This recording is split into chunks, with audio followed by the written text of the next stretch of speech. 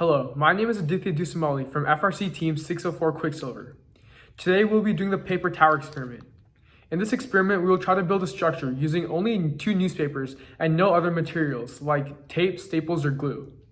We want to figure out the best way to fold and connect the newspapers to form the tallest, stable paper tower. For this project, you will simply need 2 newspapers to build the structure and a tape measure to measure the height. Before we start, we must make sure to be safe. There are many shapes or ways we could create this tower, but I thought the most effective and stable way is by creating a cone structure with the newspapers. First, take the first newspaper and create the first cone structure by rolling it up and squeezing the top.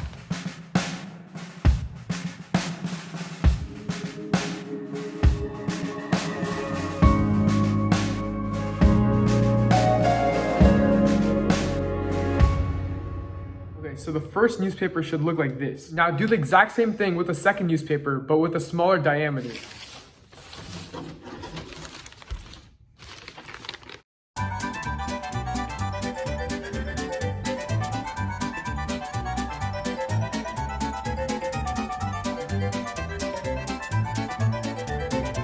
Now that we have both of our newspapers, we can stack the smaller one on top of the larger one and measure our final height. Using a tape measure to see the final height, I see that the final height of the structure is 35.5 inches long. Today, we learned that the cone structure was the best way to build a structure because it has a low center of mass and is less likely to fall over than a cylinder. You guys can try experimenting new designs and new structures to see if you can achieve a higher height. Want to learn more? Stay tuned at Team 604.